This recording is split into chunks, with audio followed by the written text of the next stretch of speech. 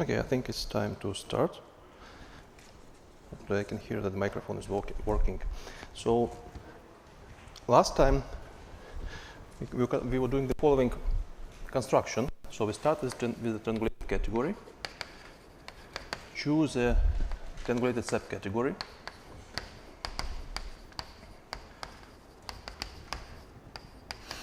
and then we constructed the so-called Verdier quotient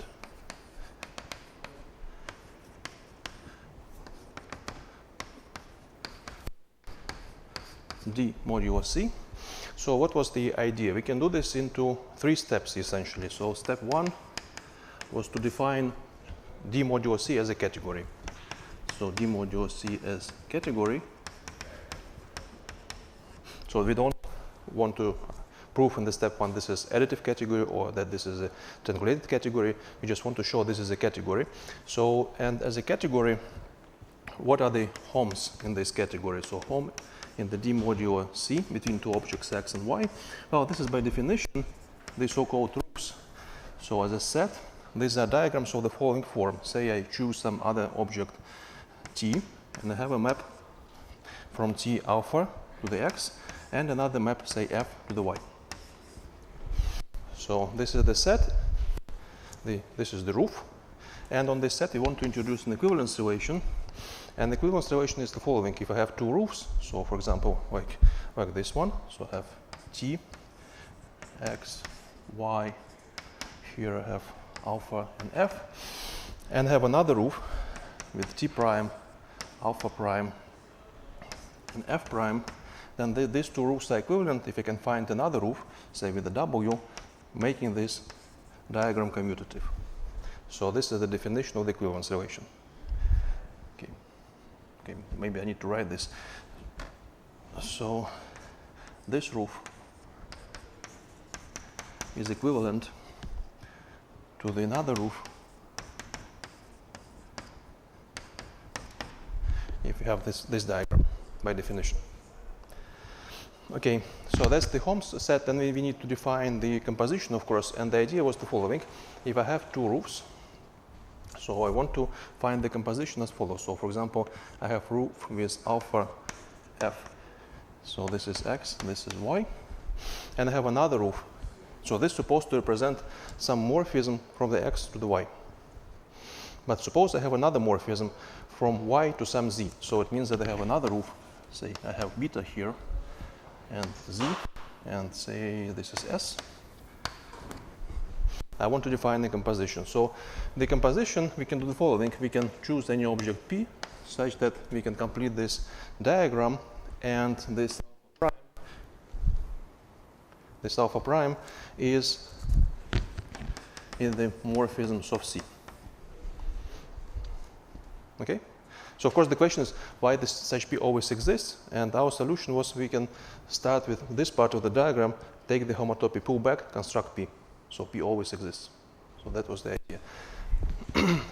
Okay, and then essentially I left this as an exercise to check that everything is satisfied, that if you define composition like this, you get associative composition of the category, doesn't depend, well, it respects the equivalence relation, etc. Now, what was another important observation? Well, another important observation was that if you maybe I also want to remind you how to define functor Q. There's a localization functor from the category to the quotient category on objects. So objects of the quotient category are exactly the same as objects of the category. We only need to define this Q on maps. And this is done as follows. If you take any map, then this is the following roof. With the vertical, well, I forgot to say that in all such roofs, I always assume that all my vertical maps are in the morphisms of C. This is part of the definition of a roof.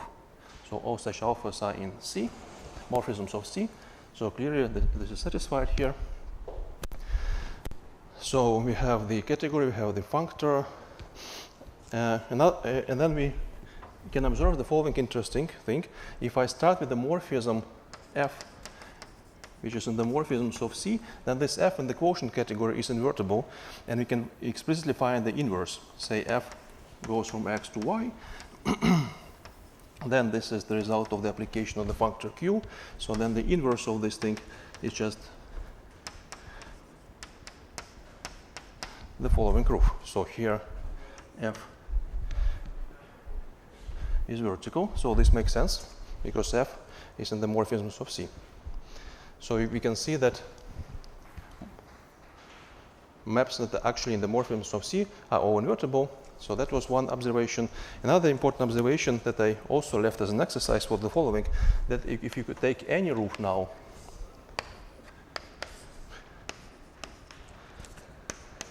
we can present this roof as a composition of the two roofs. And this is just one explicit computation that uses the definition of the composition of roofs.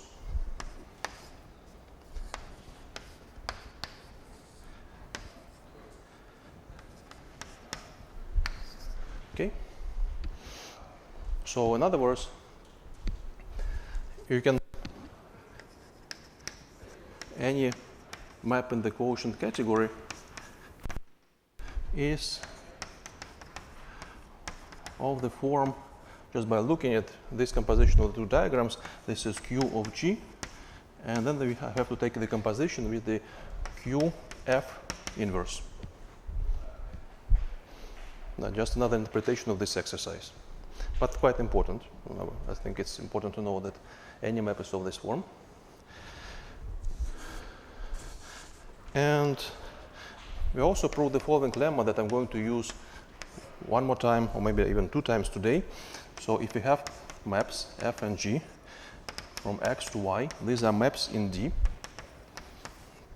then the following conditions are equivalent. So the first condition is that the Q of F is equal to the Q of G. They give me the same maps in the category. The second condition is that there is an equalizer for these two maps. So there is a map alpha from some W to the X, such that, of course, alpha is in the morphisms of C, such that F alpha is the same as G alpha. So the alpha equalizes these two maps. And the third condition, that the difference F minus G as a map from X to Y factors through objects in the category C. So factors through C, and this C is in the category C. So these 3 conditions are equivalent. We proved this last time, so I'm not going to repeat the proof. And we finish with the following thing that we tried to show. We want now go to the step 2. So step 2, the quotient is an additive category.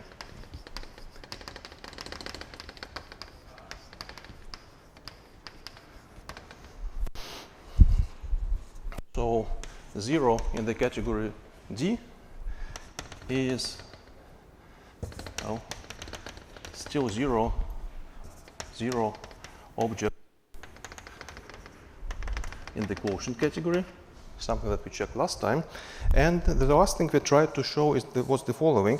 We considered the claim of take X and Y in the D, take the byproduct in the D, so then the same byproduct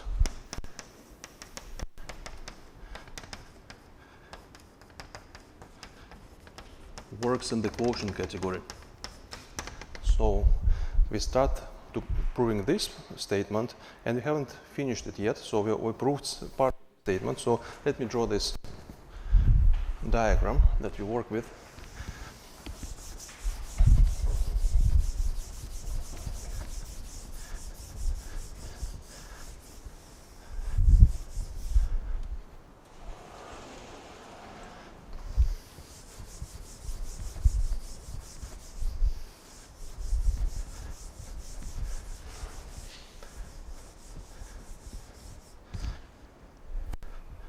So the idea was to show that this is a coproduct, and proof for a product will be just dual to the proof that we're doing. So assume that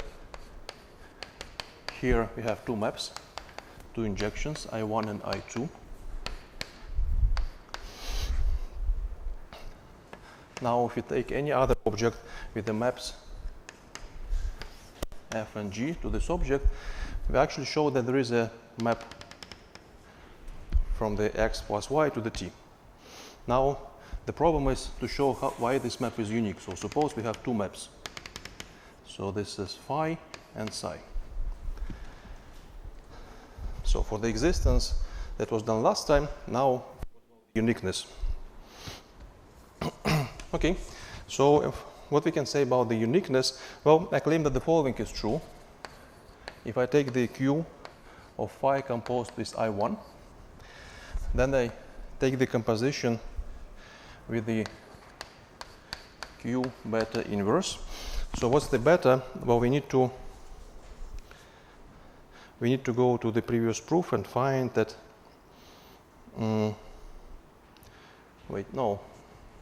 Maybe to define beta, actually I need one more step to do. So I have two maps, phi and psi. So these are actually two roofs. So let me just write the roofs. So I have one roof with the phi, t, and then there is a map in the morphisms of C to the sum, x plus y, and there is another roof.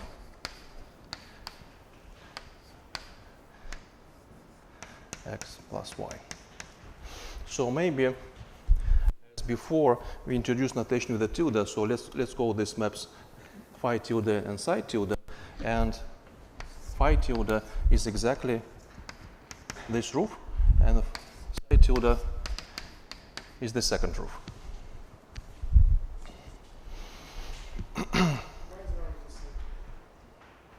Why it's not the same? But actually we can do this. We can actually assume that R is the same as R prime without loss of generality. And why we can do this? Well, take this diagram.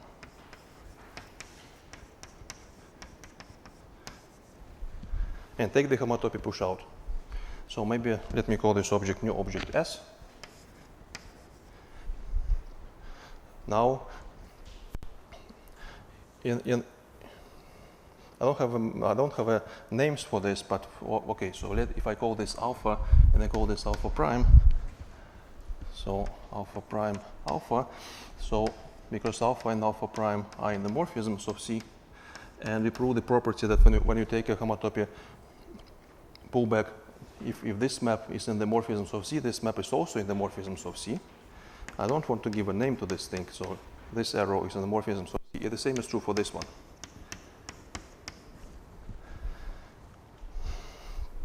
So now actually, if I want, I can replace this R and R prime with S and also add these additional compositions. So without loss of generality, I can assume that phi tilde is of the following form. I'm going to give the compositions the same name.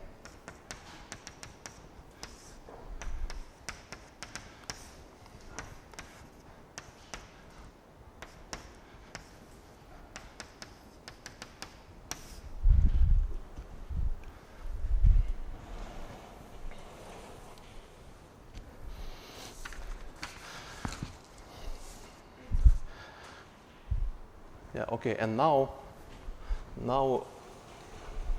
for these two roofs I want to use name beta. So now beta is the same in both morphisms, and looking back at the diagram, using commutativity of the two triangles, I have the following. So Q phi I1, and then I have a composition Q beta inverse. So this is the same as the Q psi I1 composed with the Q beta inverse.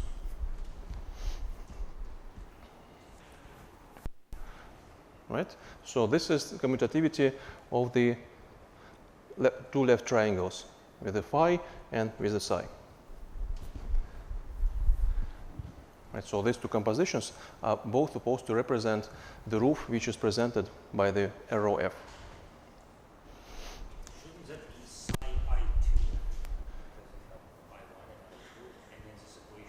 No, this is for the left triangle. Oh, we have 2 poles. Yeah, we have this is with I1, and there's another version with I2. So coming from the right triangle. So the other equality will be exactly the same, but I just need to change the index.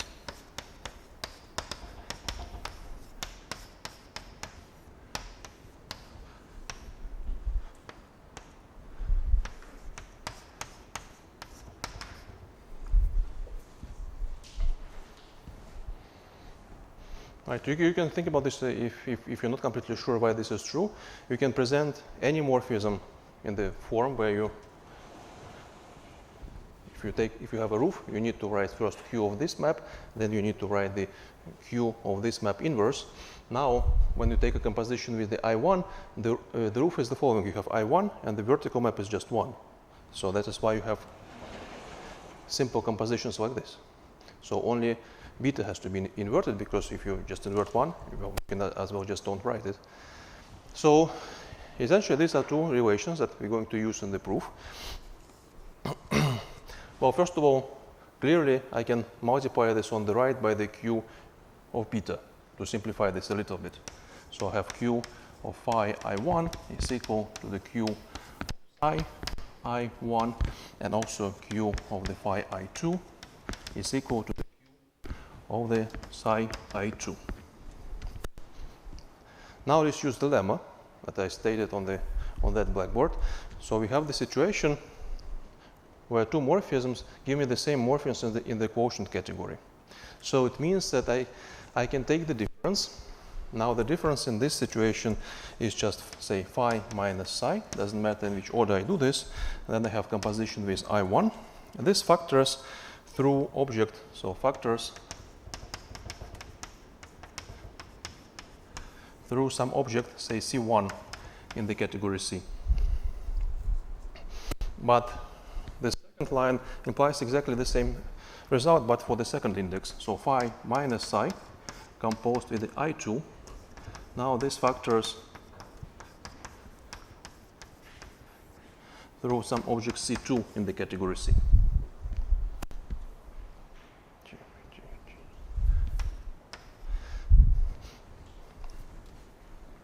But actually, this is enough to find the factorization for the phi minus psi through some object. This, well, we can do the following. If I say that, maybe I need to just draw these 2 diagrams. I have phi minus psi composed with I1. So this is supposed to factor through some C1. So I have x to C1 to the t, right?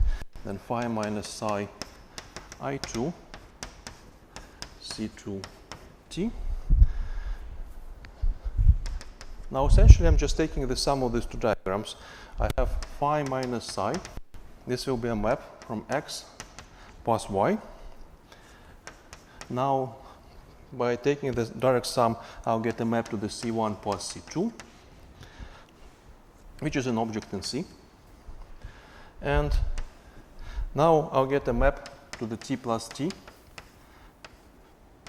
And finally, I apply the codiagonal map to get a map to t.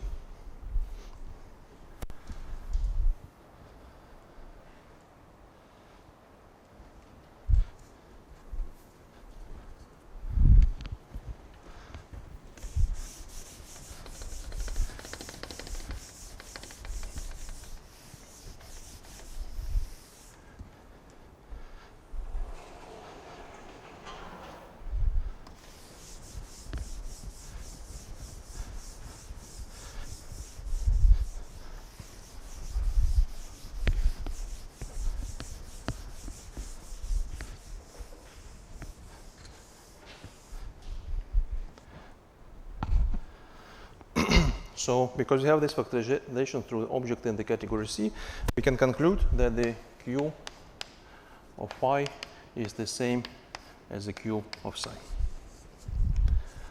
And that's actually what we need to prove in this statement, right? Because if they induce the same map, exactly the same map in the quotient category, that's the uniqueness in the diagram.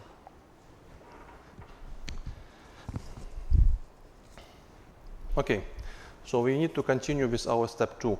But actually, there's a standard trick how to define addition. So we define addition on the home sets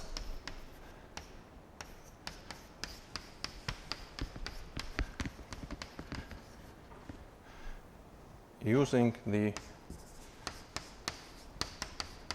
byproducts of x and y. So suppose I have one map x, one map f from x to y, another map g. So I can define the sum of these two maps, so f plus g, as following. So for example, I start with x, I use the diagonal map, right? So this is a byproduct, so it's product and coproduct at the same time. So the fact that this is a product guarantees that there is a diagonal map. So the diagonal map will be from x to the x cross x. Now on the x cross x, well, maybe I don't want to use this in addition. I use this notation for the byproduct. And so x plus x. Now these two maps f and g induces to me a map to the y. Now I'm using, so here I'm using that byproduct is coproduct to get the diagonal map. Now I use that the byproduct is a coproduct to get this map.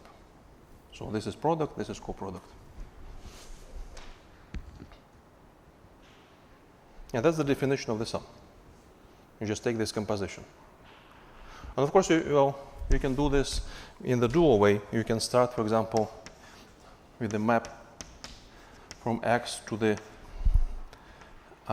y plus y, and then you use the co-diagonal to get the map to the y. So this is an equivalent construction. So I would say, or use this. And an exercise is to show that these two constructions actually give you the same answer for the f plus g. As you can see, I don't use anything about triangulated categories. This is quite a general trick, like how you can define addition on the home sets if you have byproducts in the category.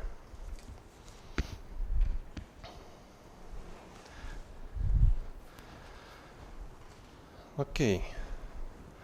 And we can finish the second step with the following theorem, which essentially, again, we just proved up to some small detail. So the category D modulo C is additive.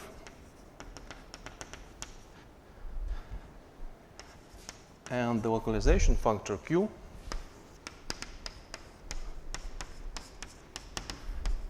is an additive functor.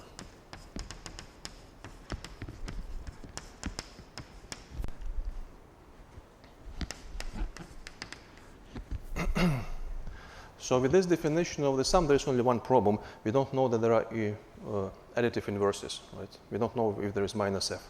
But in our situation, it's quite easy to show the following identity. The inverse of the map, say qf, composed with the q alpha inverse, right? We know that any map in the quotient category is of this form.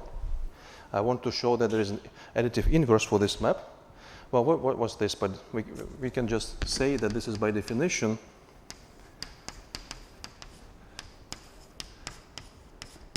the following.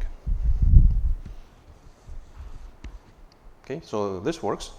Minus f makes sense because this is just a map in the D. But if you try to take the sum of these two things, you clearly get 0. Right? It's quite elementary computation.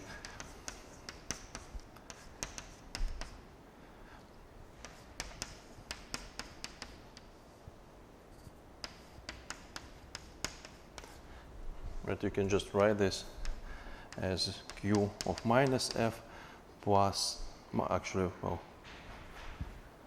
I don't need minus here, right? Plus q of f, and then I need to take the composition with the q of alpha inverse. And this is 0. And the fact that functor is additive, it also almost immediately follows from the definition. It will by construction it will be preserving byproducts, and that's enough to preserve everything. It's enough for a functor. If a functor preserves byproducts, it's an additive functor. Okay.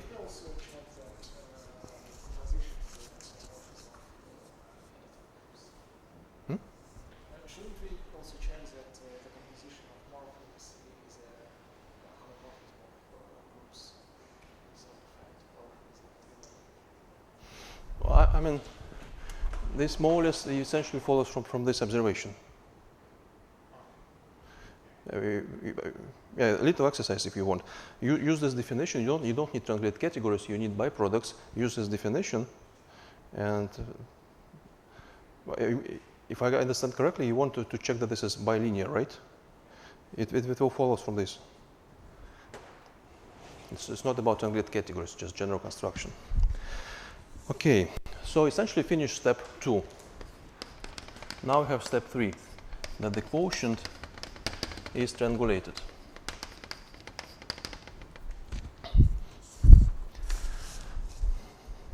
So we start with the definition of the distinguished triangle. So distinguished triangles in the quotient category are triangles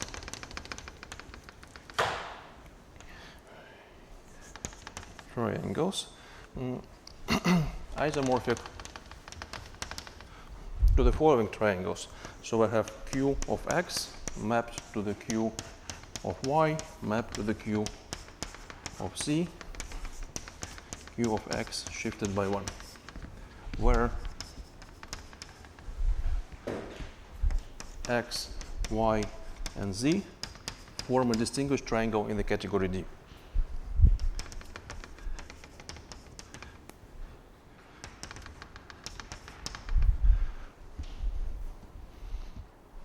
So the way we define these distinguished triangles immediately give us that the functor Q is triangulated. It is mapping distinguished triangle to distinguished triangle just by definition of distinguished triangle in the quotient category. So, little remark. Q is exact.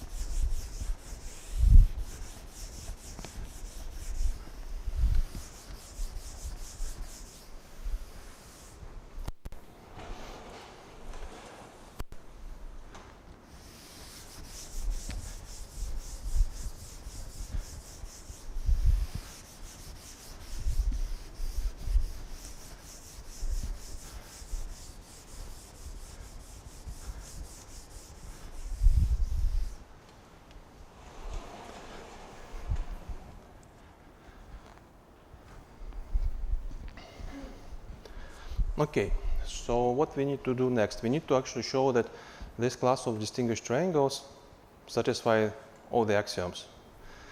So I claim the following, that TR0 to the TR2 are clear. In other words, I'm leaving this as exercise and I'm claiming this very easy exercise. So there is nothing surprising in these three axioms. So the essential part is showing that TR3 and TR4 are true. So let's show that TR3 is true. So how do you define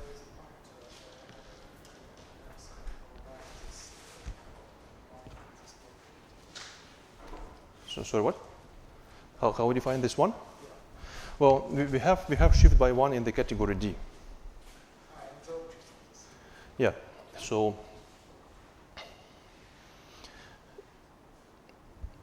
well, I can say that something like this is true.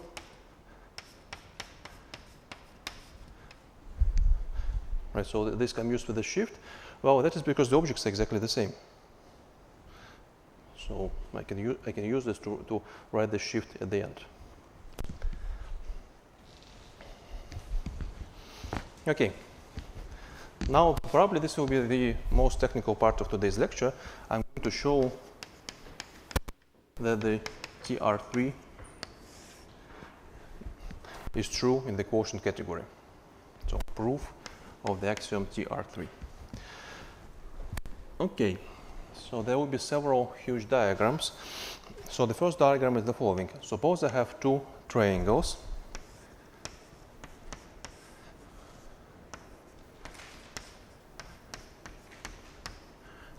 So one triangle XYZ, the second triangle, everything is the same but with the primes.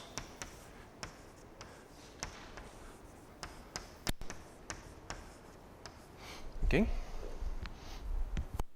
Now, what Tr3 is telling us? It's telling us that if I have a map here and I have a map here, making this square commutative, I can find a map here such that these two squares are commutative.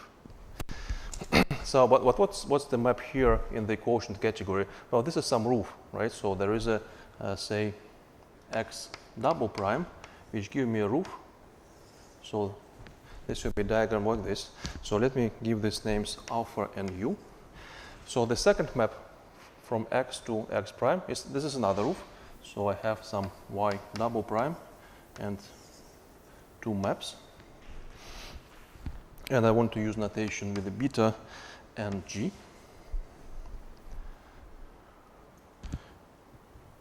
Sorry, this is not u, this is f. So of course, I know that alpha and beta are in the morphisms of C by definition of a roof. Now, what's the idea? Well, I want to construct a map from x double prime to the y double prime, making these two back side and the front side, these two squares commutative.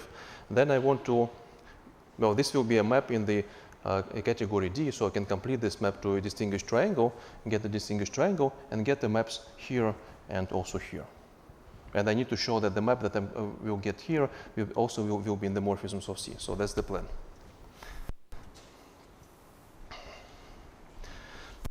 Okay, so how I can find a map like this? This is the first step of the proof. Well, the answer is the following. Take a homotopy pullback, but for the following two maps. So I have x double prime is mapped to the y by the composition that you can see on the diagram, composition of the alpha and u. And I have a map from the y double prime to the y by the map beta, again from the diagram. Take the homotopy pullback.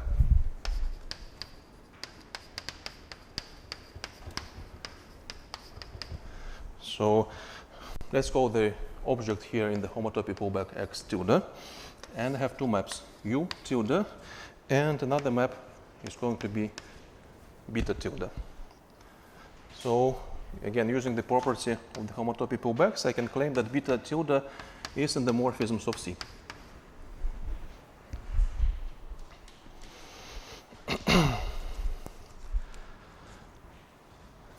Okay. Now I want to go back to the diagram above and replace this x double prime with the x tilde. So use this beta tilde to do the replacement.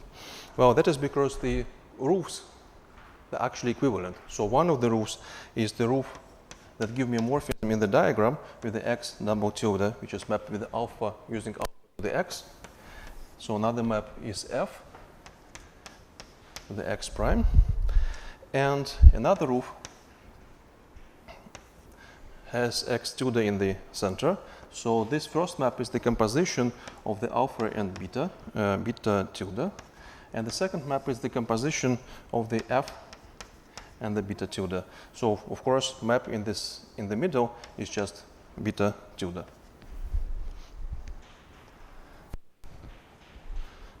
So this makes sense just because beta tilde is in the morphism of C. So modulo my equivalence relation, instead of using the original roof, I can use this new roof. So maybe I just repeat the diagram. I have the same triangles.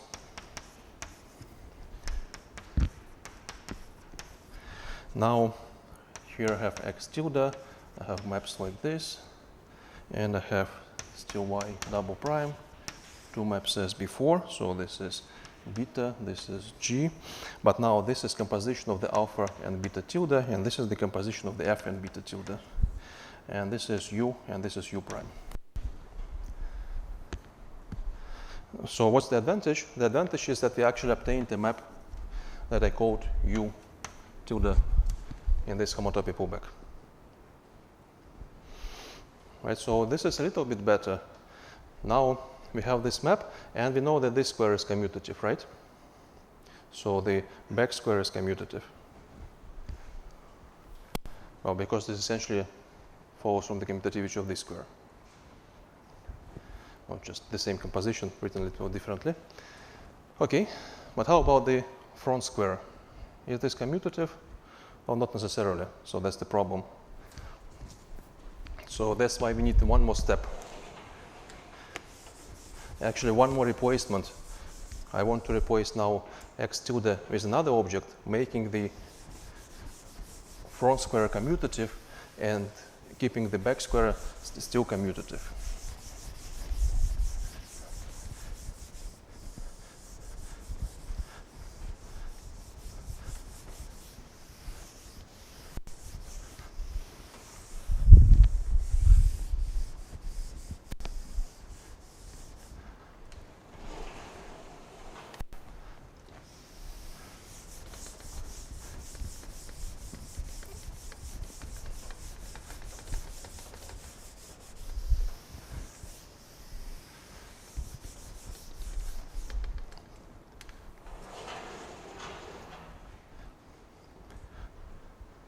So I don't know about the commutativity of this square, but at least I know the following identity. I claim that if I take the composition of the q y prime with the q of f, q of alpha inverse, then this is the same as the q of g, q of beta inverse, q of u.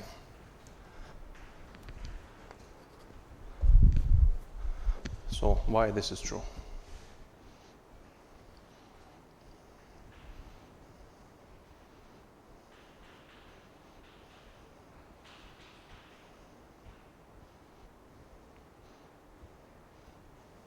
Well, this is actually. Are these maps from y prime to x?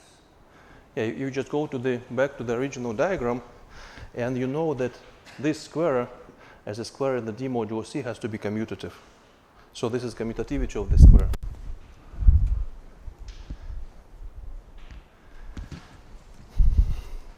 Okay, I want to continue this identity. So keep the left-hand side and modify a little bit the right-hand side. I'm going to keep q of g, and instead of the product of these two things, I can write the following product. I can write the q of the u tilde, and then I have q of the alpha beta tilde, everything is in the inverse. So how I can check this step?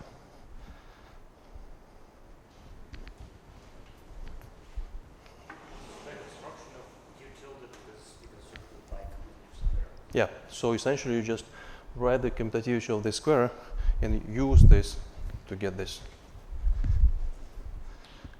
Maybe we can skip this little step, it's easy exercise. That this step follows from the commutativity of this square. Okay. Now I want to take this identity. Well, of course, the first thing I want to do, I want to multiply by the, take this result, multiply this on the q of alpha to kill this term and get only beta inverse, beta tilde inverse. And then maybe I also want to multiply this again by the q of beta inverse. So when I do this, I'll get the following. I get q of the u tilde f, sorry, u prime f beta tilde. Right, so this is what happens with the left-hand side when I multiply on these two things. Or I just say that I'm multiplying on the q of the alpha beta tilde. That's exactly the same thing because q is the functor. So that's the left-hand side. And the right hand side is even easier. So this, what's left is just the Q of the G U tilde, right? Because I'm exactly killing this term. Now we need to apply lemma again. We see that we have two maps which give us identical maps in the quotient category. So we can claim that there is map equalizing these two maps. So there is map Q from some W to the X such that U prime F beta Q is the same as the G U tilde Q. And this Q in the lemma, this is in the morphisms of C. So the last step that I want to do in this diagram, I want to replace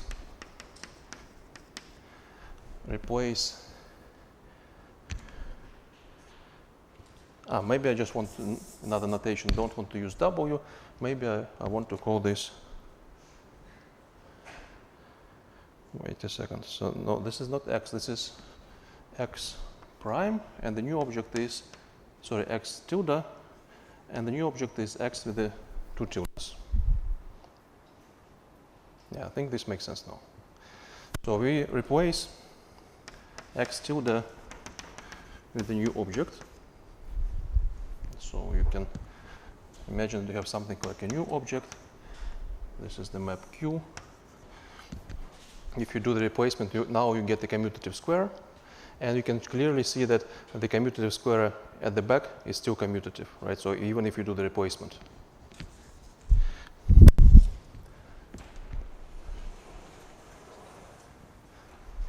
So now we have the following diagram as before: X, Y, Z,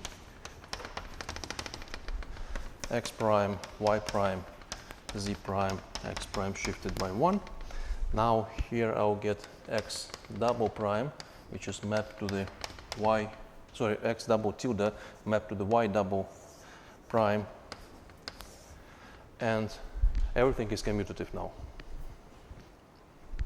So front square and the back square is commutative when I do these two replacements. So complete this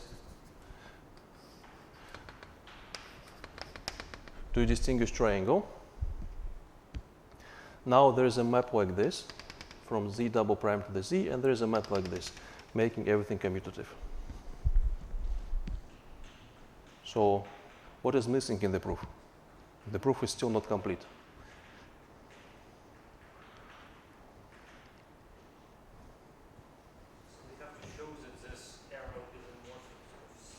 Yeah, so the problem is why this thing is in the morphisms of C.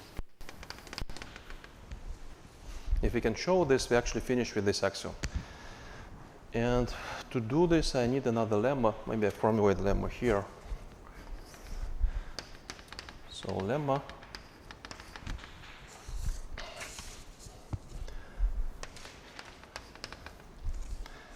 so let this diagram be a map of two distinguished triangles.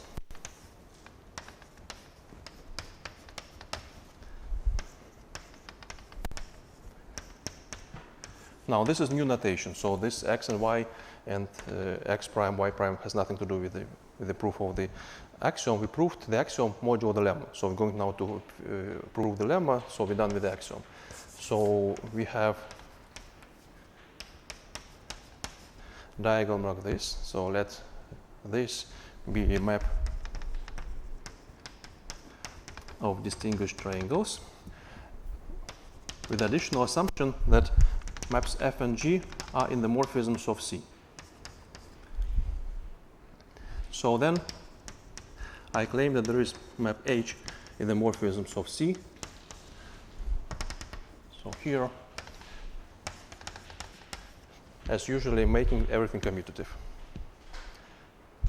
So such that the diagram is commutative.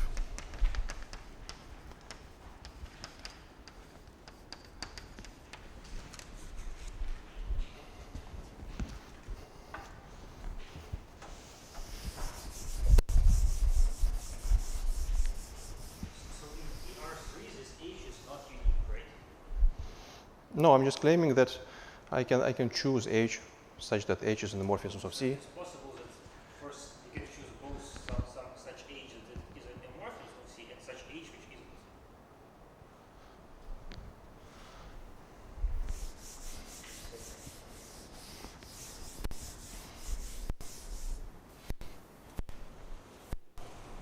Well, I don't think this is possible to choose an H that isn't in the morphisms. Well, because everything up to isomorphism is determined by the first commutative square. So the objects Z and Z prime are determined up to isomorphism, and the map is determined up to isomorphism. So in reality, then all H's that make the square commutative will be in morphisms. Yeah. So if there is an H from the morphisms of C, any H is in the morphisms of C.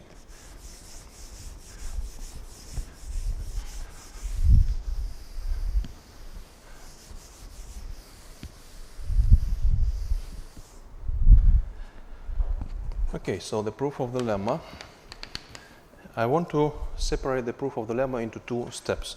So I want to take the given diagram, maybe introduce some names. So let me, as before, call this U and this is U prime. Now, the first triangle is the given triangle. Now, I have the identity map to the X. So then I have map G, which is given in the lemma, to the Y prime. So it means that this map from X to the Y prime has to be a composition of the U and G, or I can say that this is, GU, and using the commutativity, this is the same as U prime F. Right, so this is commutativity of the first square in the statement. Okay, so now let me choose this map to be F and this map to be the identity. So this is X prime, Y prime, and this is U prime. And again, this is commutative, right? Because this is the composition of F and U prime, and this is just map, which is F and U prime, and this one. So this maps to the rest of the second triangle. Okay, so now I want to take this map in the middle and complete this to a square. So maybe let's call this object Z1.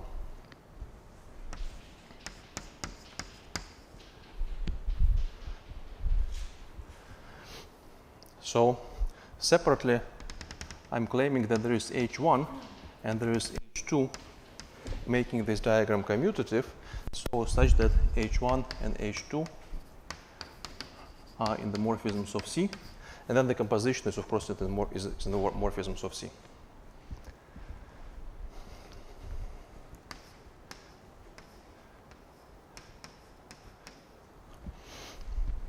So we can take the original statement and separate this kind of into two steps, showing that there is H1 for a special class of the diagrams and showing that there is H2 for another special class of diagrams. And this, of course, a little bit easier because one of the maps is 1.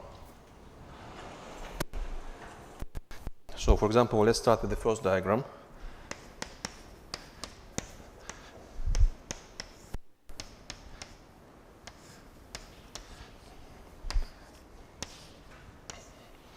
So the first map is 1, the second map is G, the third map is H1.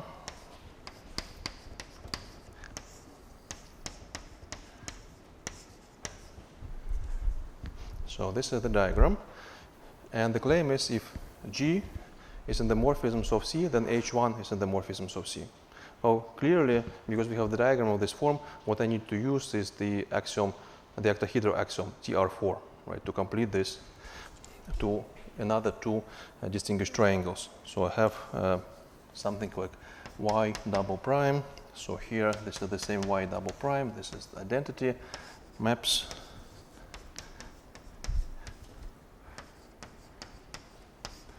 So this completion exists by the Tr3. But now G is in the morphisms of C. This means that Y double prime is in the C. So this is in the C, so H1 is in the morphisms of C. So we finished the first part, right, for H1.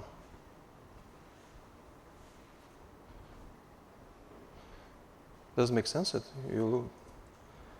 Yeah, so apply. I'm just drawing part of the Tr3. There is a piece here and there is a piece here. It doesn't really contain any interesting information. The interesting information in the octahedral axiom is this part of the diagram. So let me write this. G is in the morphisms of C. This implies that Y. On the heteroaxiom, we need to have three distinguished triangles. And here we only have two. Right? We have this, this, and this.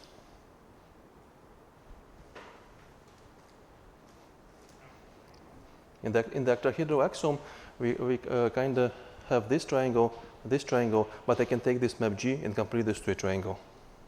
So this will be the third triangle. So the octahedral axiom claims that there is another triangle, this one, and everything is commutative. The first triangle is distinguished. Yeah. Yeah. So the Y double prime is in C, and hence H1 is in the morphisms of C.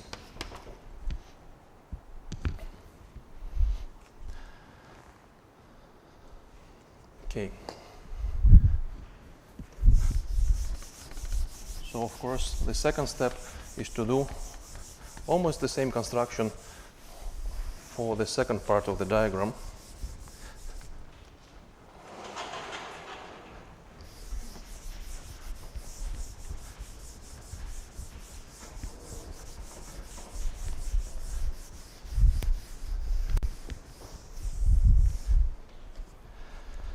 Okay, so the second part is the following. I have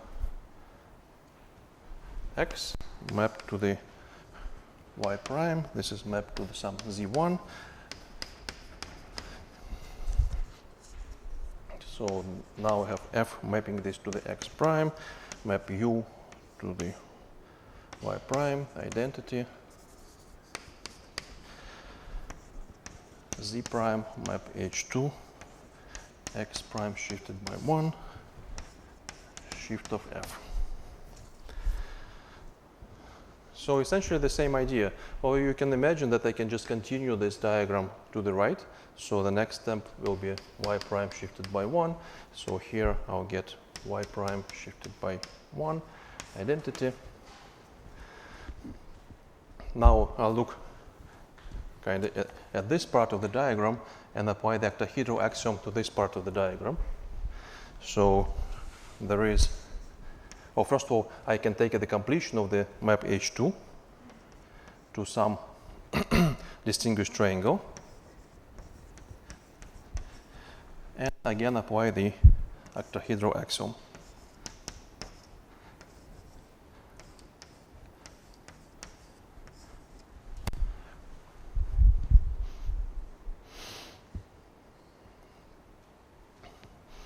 And now I can use that the F is in the morphisms of C. So morphisms of C are closed under shifts, right? Because the objects in the C are closed under shifts. So then F shifted by 1 is in the morphisms of C.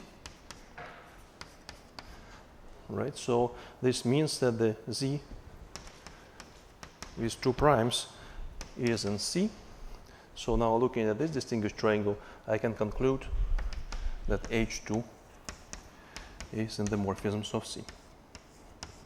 Now H is the composition of the H2 and the H1, and this is in the morphisms of C. End of the proof. So this finishes the proof of the axiom Tr3 for the quotient category. Now I have some good news. I have exercise, which is also in the first assignment. Show that Tr4 is true for the quotient category. There's again some technical proof, like for the Tr3, and maybe this lemma again could be useful in the proof. So wait, but in this proof, I think we assumed implicitly that our distinguished triangle is such that its morphisms are not roofs, but they are morphisms which come from C, right? From D, right? Yeah, this is exactly triangles in the D. But in the definition, we have the distinguished triangle in the quotient is the one that is isomorphic in the quotient to a distinguished triangle with such morphisms, but they can be roofs. No, but when we tried to prove Tr3, we reduced everything to the two maps of distinguished triangles. Like there was this distinguished triangle on the top, and the two maps to two distinguished triangles. This map at the back, we need to show that the map was in the morphisms of C. But this distinguished triangle and the distinguished triangle that we work here, they were both distinguished triangles in D. So why didn't we have to write in general that these distinguished triangles have horizontal maps which are also roofs? But this has nothing to do with the roofs. This is a statement about the category D.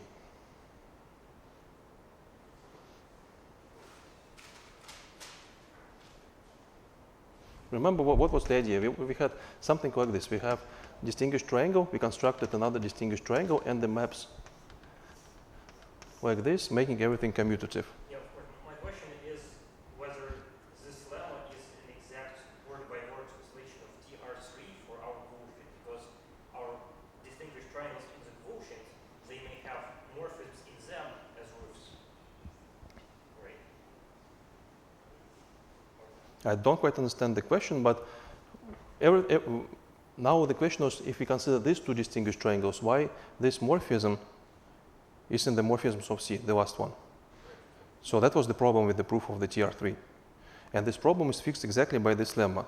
So what we need we need to take one triangle in D, another triangle in D, and these are maps of this is a map of these triangles in the D, with the property that this map is in the morphisms of C, this map is in the morphism C.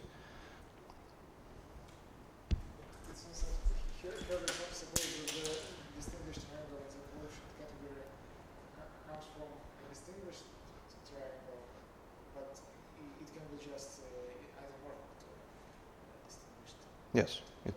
Yes. Why does proof work in this case? Proof of what? Of Tr3? Yeah.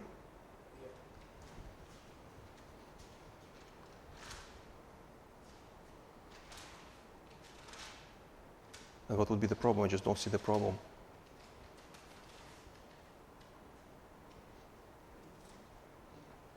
Maybe this isomorphism is not isomorphism in D, but in the quotient category. So this What isomorphism? the isomorphism between the distinguished triangle in the quotient category and some and the image of some distinguished triangle in the initial category D. Mm-hmm. Yeah. And so here we suppose, as far as I understand, that those triangles come from the initial category D. No, this whole statement is about category D. Yes. Well, it makes sense without any quotient categories. And I don't understand how it implies TR4. Tr4? Oh, no, TR3. Well, because in the Tr3 we finish with something like this. We constructed, we started with two distinguished triangles, right? We constructed maps here. The question was, if I want to say that, well, I know that this is a roof, everything is commutative, I want to say that this is a roof. To say that this is a roof, I need to know that this map is in the morphisms of C. So that was our problem. That's what I was trying to solve with the lemma. Well, the problem about this morphism. And I don't think that there is any problem if you replace everything with the isomorphism. Well, if you replace this triangle by isomorphic triangle, this triangle by isomorphic triangle, you can clearly change all this map by some isomorphisms. It doesn't change the fact that this will be in the morphisms of C and this will be in the morphisms of C. Because any isomorphism is in the morphisms of C, and composition of two maps in the morphisms of C is in the morphisms of C. So in Tr4, we are given 8 maps, and we can also assume that they're all in D, so we don't have to construct any roofs in Tr4 for the quotient, right? We're only using the maps which are given, and we may assume that they're all in D. No, I don't think so. If you try to prove Tr4, you need to assume something like this. You have you have a distinguished triangle like this, and like this. and you need somehow to find a distinguished triangle. Well, clearly you have a distinguished triangle in D, right? But you need to check that everything is commutative. So maybe again you need to do some replacements to check that everything is commutative. But didn't we have like an exact specification of which maps constitute the distinguished triangles? Was F, G, J shifted by 1 equals was I?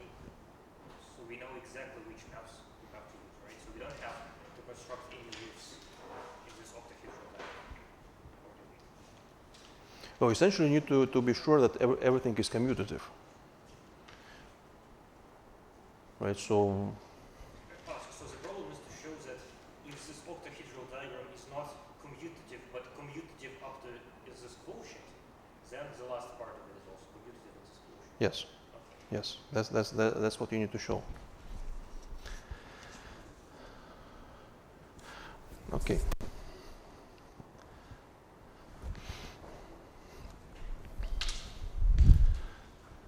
So there is one more thing that I want to say about the quotient categories. And then we try to start the derived categories. So maybe we start derived categories next time.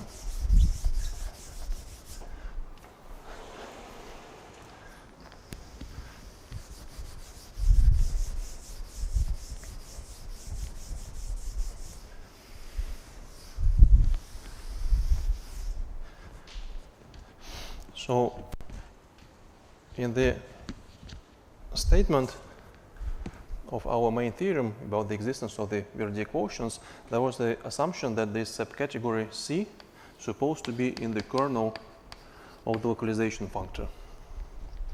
So this is the last question I want to analyze when I talk about Verdier quotients.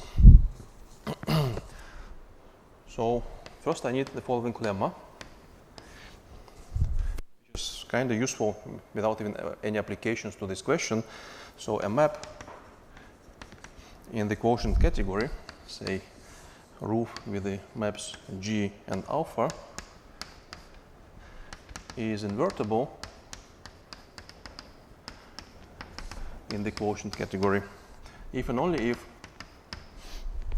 there are maps F and H such that the composition of the G and F and composition H and G is in the morphisms of C.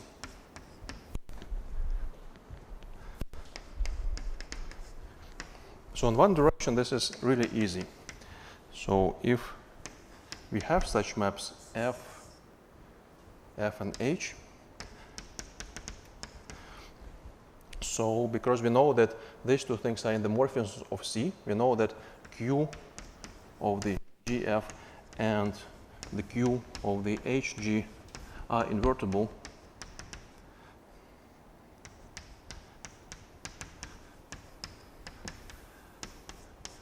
in the quotient category.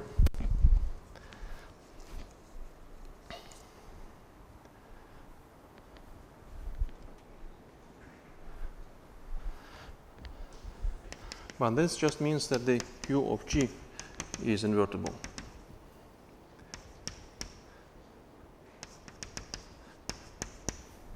Right? Because if these things are invertible, well, you can multiply by the inverse of this thing, well, it is invertible, you can multiply by this thing raised to the -1 and get the identity.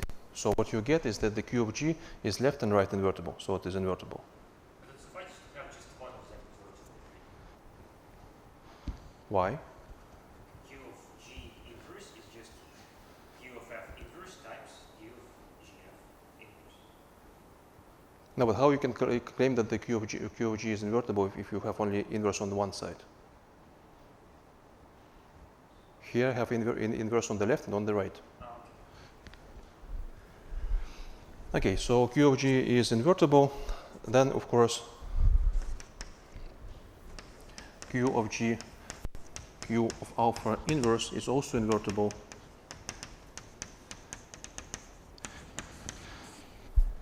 And this is what we want, right? This map is invertible. So if there are F and H, the map is invertible. Now we need to go in the other direction.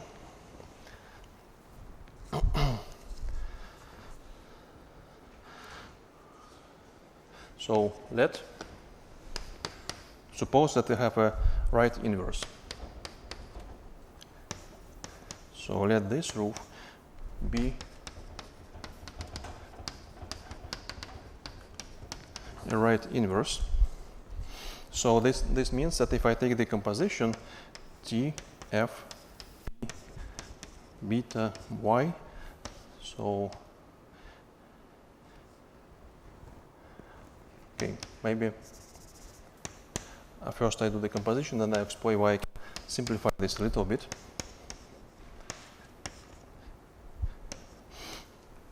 So this is the right inverse. So I take the composition of this right inverse and the map, right? But you can see that it's not exactly the map that I have, which is given to me. Instead of alpha, I'm using 1. But that is quite easy, right? Because if I I assume that this map is invertible. So if this thing is invertible, but this means that the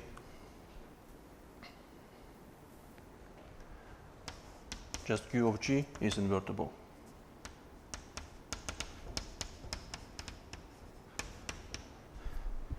So, and I'm taking the right inverse of the Q of G. So this remark explains why I can just interested in the right inverse of the Q of G.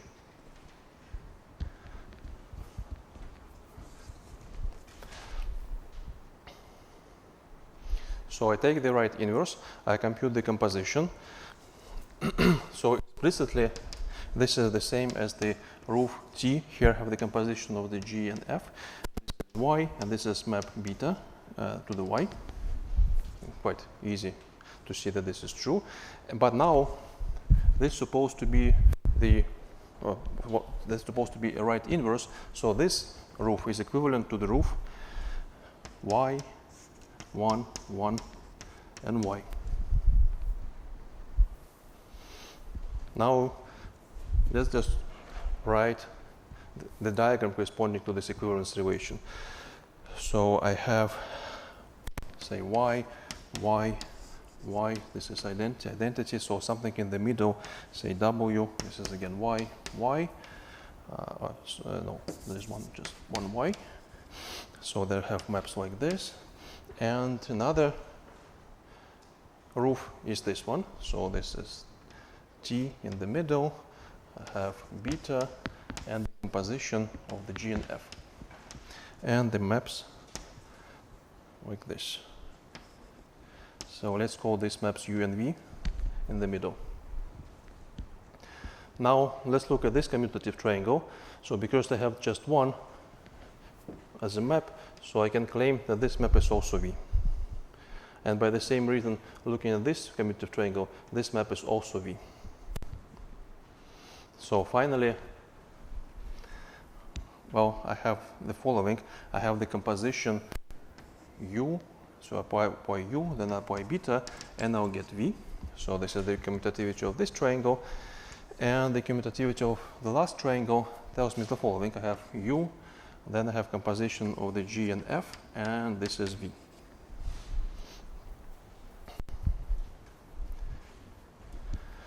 Now remember, we proved the property that whenever we have three morphisms, in the if two of them, you have one morphism, another morphism, and their composition, if the two out of these three is in the morphisms of C, then the third one is also in the morphisms of C. So if we look at this, we know, well, actually in this case, by definition, we know that U and V has to be, well, not by definition, but this immediately follows.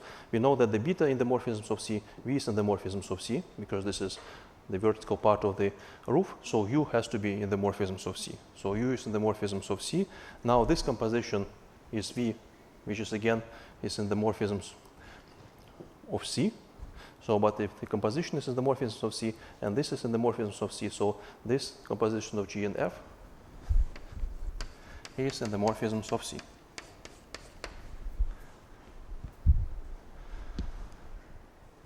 Okay, little exercise. try to do the same for the left inverse, and you get H.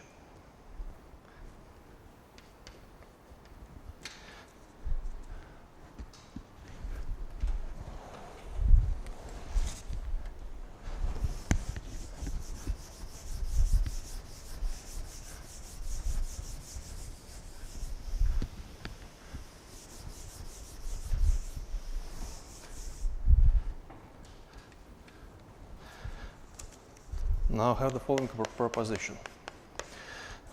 So I take the map from some object X to the zero object. So this is a map in the category D. So this map becomes isomorphism in the quotient category. So in other words, D is actually 0 in the quotient category. If and only if there is another object y in the category D such that x plus y is in C. And I think this is quite interesting statement. So in particular, special case would be when y is equal to 0. So any object in C will be 0 in the quotient category, exactly as we want. But not only objects in C are 0, also direct summons of objects. So actually, remark that this is indeed C is in the kernel of Q. This follows immediately from this proposition, but it's not necessarily true that they are equal, right? So it is possible that in the kernel of Q, we can have some summons, which are summons of the objects of C, which are not in the C.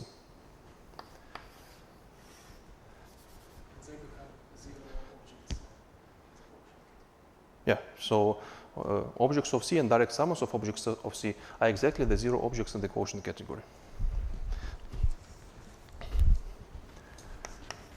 Okay, proof. Well, in one direction, if I assume that the Q of this map is invertible, I can claim that there is some map H. So it is convenient for me to, I have to call this map that I'm working with, this map X to the 0 G. Oh, I can give it any name. So it's, in fact, this is of course, well, completely determined because this is a 0 object. So let's call this map G. Then the map that exists, so H, will be a map, say, to the y shifted by 1. I can give any name to this object, so, and shifting is an equivalent, so let me give a name y shifted by 1. So this is, so this composition is in the morphisms of C. But I have a distinguished triangle where I have x mapped to the y shifted by 1. So of course this composition that factors to the 0 object is a 0 map, and y I can embed as a direct summand into the x shifted by 1 plus y shifted by 1. So then there is a map to the x shifted by 1. So this is a distinguished triangle. You can check this. I think this is one of the exercises in the first assignment to show that this is a distinguished triangle.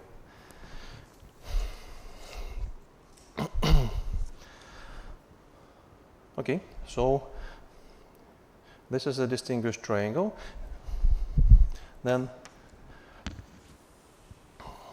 so of course, this sum is the same as x plus y, and then shifted by 1. Okay, so if this is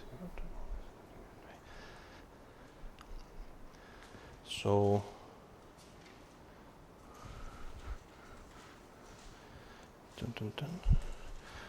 so I want to claim that, yeah, so this composition, which is actually a 0 map, is in the morphisms of C. So when I complete this to a distinguished triangle, I'll get an object, this one or this one, they are isomorphic of course, which is in the category C. Right, but if the shift by 1 is in the category C, the sum is in the category C. And this finished the proof in one direction.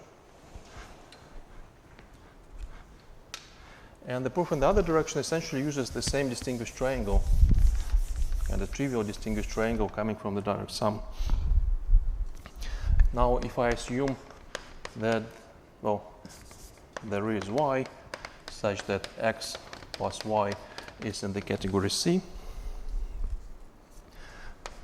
we can take the following two maps. So take H to be map 0 to the y shifted by 1, and F to be the map 0 to the x. Of course, both these maps are 0 maps, but let's give them some name. So then composition of the G and F, this is an isomorphism of the 0 object with a 0 object.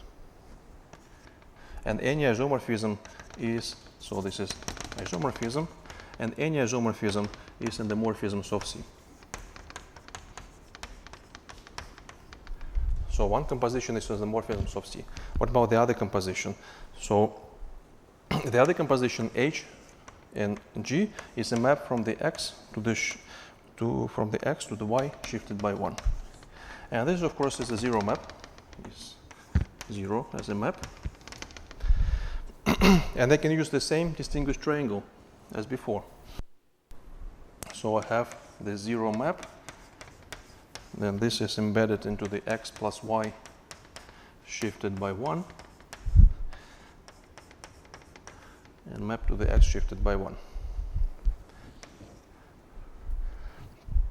So now I know that this thing is in C. So it means that this 0 map, which is actually HG, is in the morphisms of C. So both compositions are the morphisms of C. So I used previous lemma.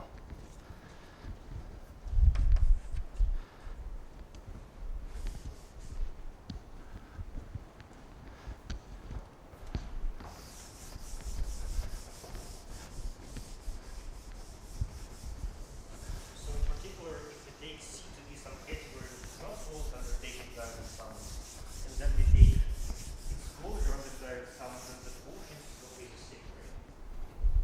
Yeah, that is true. We can't recover C from the quotient.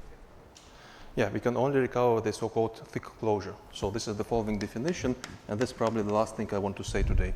So a triangulated subcategory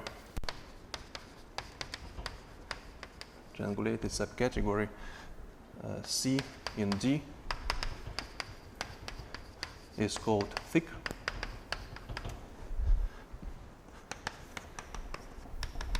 if it is closed under taking direct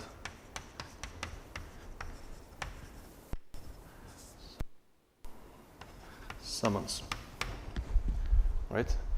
It means that if you have an object, say x in the C, and this x can be presented as a sum of A and B, it necessarily follows that A and B has to be in the C. So this is what it means that this is closed under taking direct summons. For example, the kernel of the localization functor is thick, and the kernel of the localization functor is thick closure of C, just by the construction. So we take category C and add all the direct summons.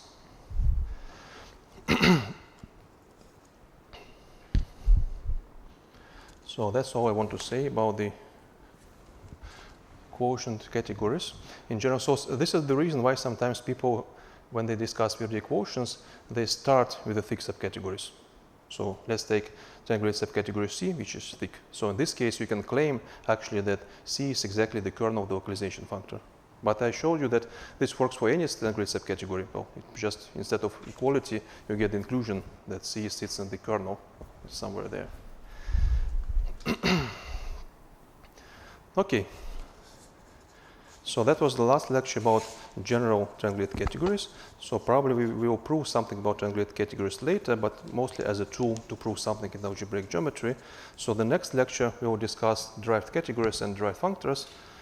maybe if we finish these two topics next time, we start algebraic geometry in 2 lectures, or maybe I will need a little bit more than 1 lecture on derived categories and derived functors. I'm not sure at the moment. Okay.